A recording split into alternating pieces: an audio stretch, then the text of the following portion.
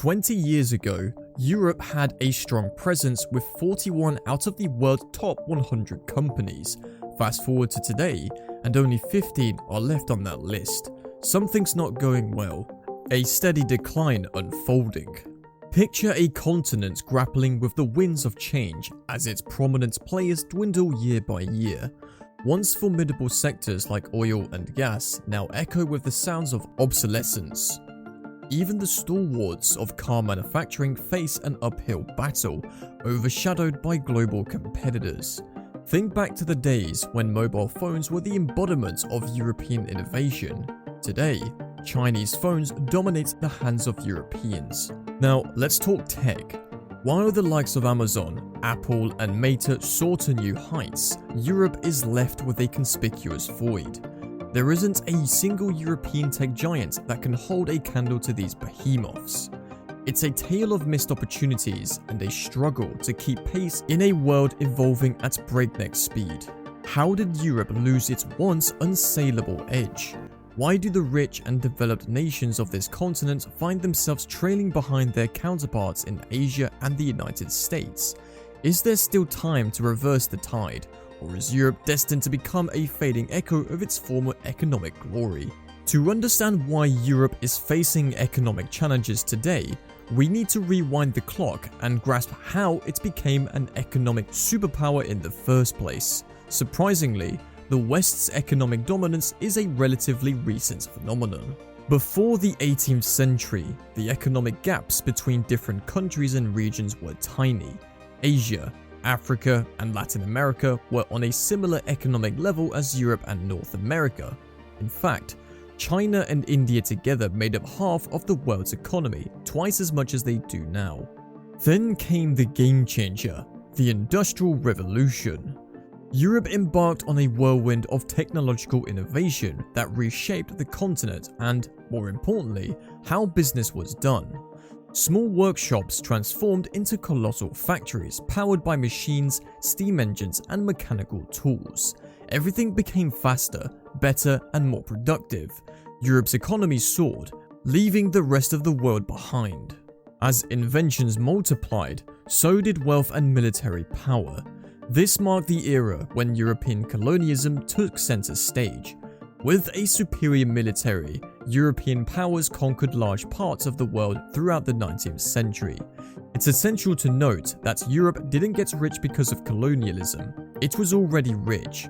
The wealth allowed Europe to colonize Asia and Africa, making it even wealthier and keeping potential competition at bay.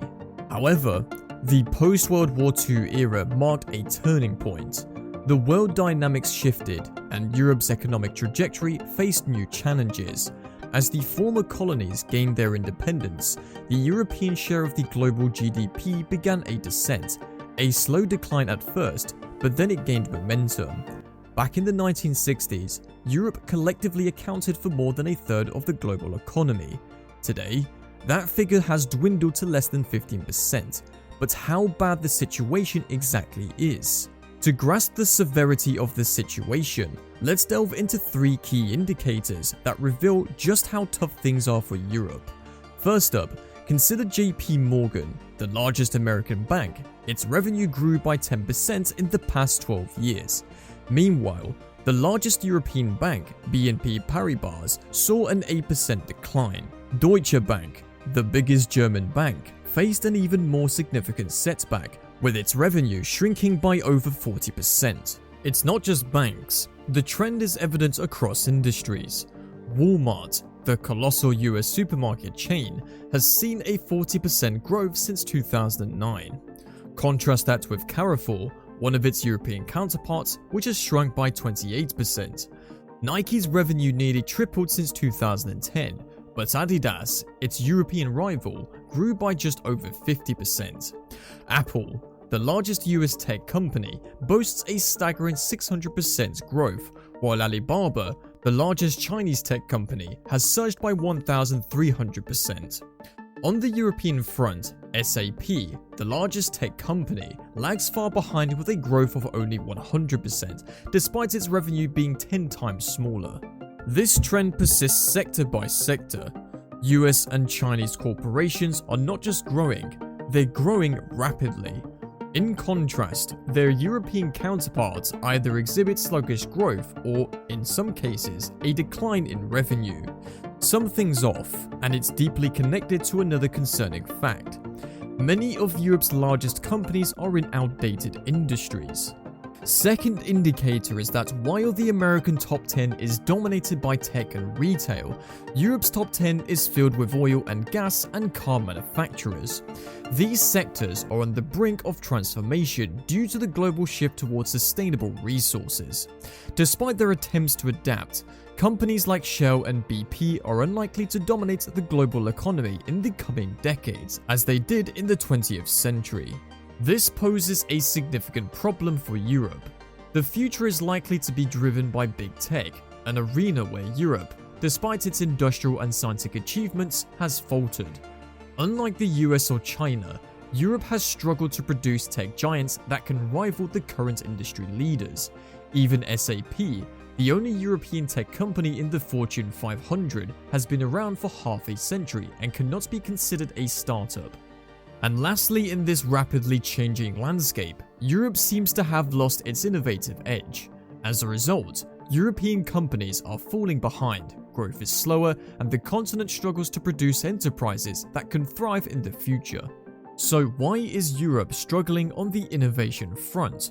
Well, there are two main culprits. First up, innovation thrives when obstacles are minimal. Studies, like Impact of Regulation on Innovation by Aghion and Bergeaud, pinpoint a significant hurdle for innovation: excessive regulation.